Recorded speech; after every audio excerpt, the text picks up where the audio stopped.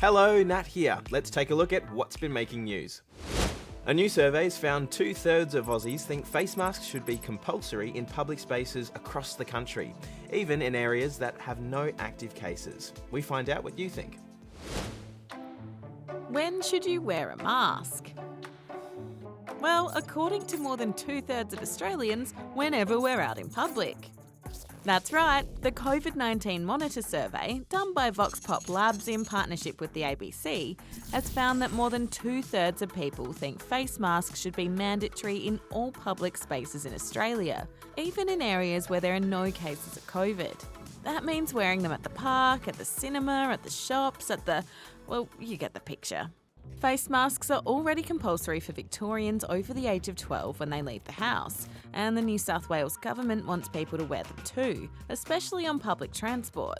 But in many places around the country, you don't have to wear one when you go out. So, should you? I think that you shouldn't have to wear a mask if there hasn't been a case in that area for 2 weeks, and if there has, then you should probably wear a mask if you're 12 or over. Younger year levels, they would think that it's just very restrictive and they would just begin to get more anxious and nervous. I think masks should be worn in public places such as trains, buses, shopping centres and crowded places, and I think the age bracket is 50 over. I think they should be compulsory because even though they don't completely eliminate the virus, it can make sure the spread goes slower. When this virus is gone, then we should still be testing and wearing masks a few months afterwards so we can be completely sure that this virus is gone. Typhoon Haiyan has caused heaps of damage across Japan, and now it's reached South and North Korea. The typhoon brought winds of more than 200 kilometers per hour to southern Japan. Millions were told to evacuate their homes, while in South Korea, the wild weather uprooted trees and led to landslides. Now to some pretty unusual critters, glowworms.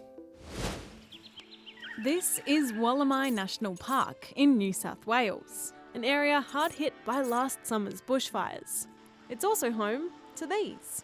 There was those many weeks where we just did not know whether they had been impacted, whether they were still alive.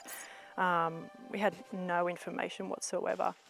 The park recently reopened, and locals found the glowworms had not only survived the fires, but are actually doing really well.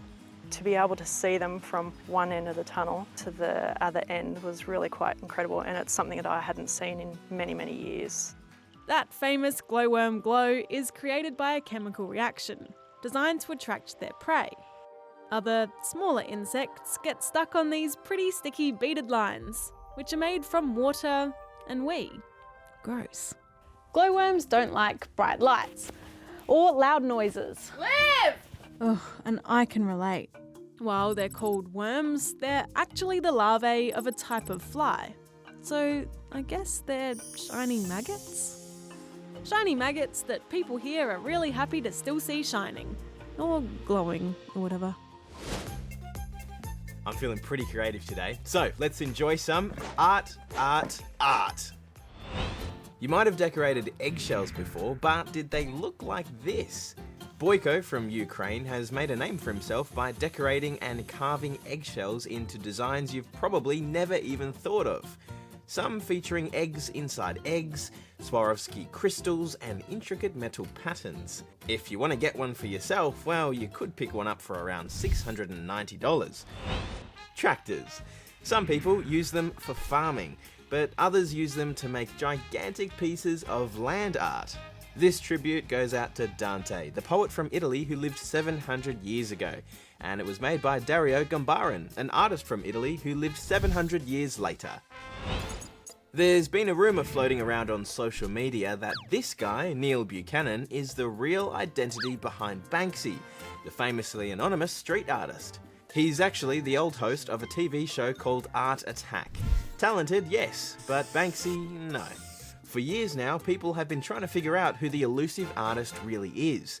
But as Leela keeps telling me, finding out Banksy's identity would kind of ruin everything.